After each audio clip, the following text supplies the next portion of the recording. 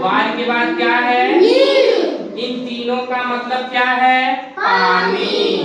पर्यायवाची का मतलब ये होता है समानार्थी शब्द, यानी इन सब का अर्थ क्या है? एक समान है। अगर हम पानी कहेंगे तो भी पानी, और जल कहेंगे तो भी पानी। अगर हम कहें कि अर्चना जल लाओ, तो ये हमको दूध ला के देगी? दूध ला के नहीं देगी ना। ये क्या देगी? पानी। हम कहेंगे अगर किसी से वार लाओ तो भी उसका मतलब क्या होगा?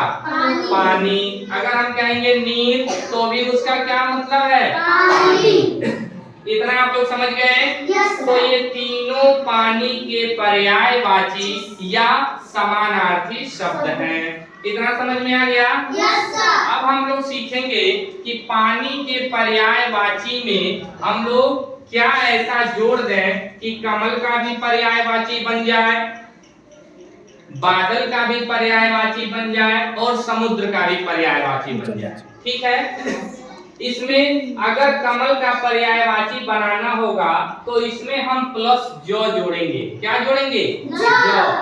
तो ज अगर जोड़ेंगे तो आप लोगों का कमल का पर्यायवाची हो जाएगा। जैसे मान लीजिए यहाँ है, बोलिए ज, या फिर यही जोड़ लीजिए जल प्लस ज। ये क्या हो गया? जलज। क्या हो गया? जलज। अब जलज का मतलब क्या हो गया? कमल। ठीक है? ऐसे ही जल में अगर हम द को जोड़ेंगे, जैसे मान लीजिए जल, इसमें द अगर जोड़ेंगे तो ये क्या बन जाएगा?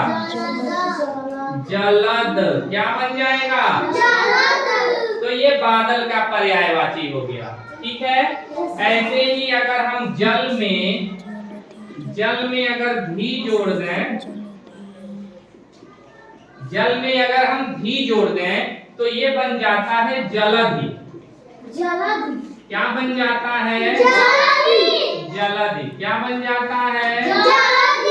जलधि। और जलधि का मतलब होता है समुद्र। ठीक है? जैसे पढ़ते हैं जल भिलांग गए अचरज नाही। ठीक है? तो ऐसे ही समुद्र का पर्यायवाची क्या बन गया? जलधि। अब ऐसे ही अगर हमको इसको अगर बनाना है वारी को, तो हम सीधे डायरेक्ट लिख देंगे वारिज। क्या लिख देंगे? जो जुट गया ना, तो वारिज हो गया। तो इसका मतलब क्या हो गया? कमल। क्या हो गया? इसी तरीके से अगर हम वारिज लिख दें तो क्या हो गया? बादल। ऐसे ही अगर हम लिख दें वारिधि, क्या लिख दें? वारिधि। तो ये समुद्र का पर्यायवाची बन जाएगा। इसी में अगर हम नीर में लिख देंगे नीरज, क्या लिख देंगे? तो नीरज से किसका पर्यायवाची बन जाएगा? कमल का। इसी तरीके से अगर हम इसमें द जोड़ देंगे नीरद, तो नीर शब्द में अगर हम द जोड़ देंगे तो क्या बनेगा? नीरद। और नीरद का मतलब क्या हो जाएगा? इसी नीर में अगर हम नीर में धी जोड़ दें, छोटी की मात्रा है, ठीक है? नीर धी। ठीक है? तो इस ये बन जाएगा नीरधि। क्या बन जाएगा? नीरधि बन जाएगा। तो ये हो गया समुद्र। तो अब हम पूछेंगे आप लोगों से, जलज वारिज नीरज, ये तीनों किसका पर्यायवाची बन गया? ऐसे ही जलद वारिज नीरद, ये किसका पर्यायवाची बन गया? बहुत सुंदर। ऐसे ही समुद्र में जो समुद्र का पर्यायवाची बनाए हैं, इस पानी के पर्यायवाची जोड़कर क्या धी, तो ये क्या बन गया? जलधि, वारिधि, नीरधि। ये किसका पर्यायवाची बन गया है? बहुत अच्छे। चलिए आप लोग लिखिए इसको।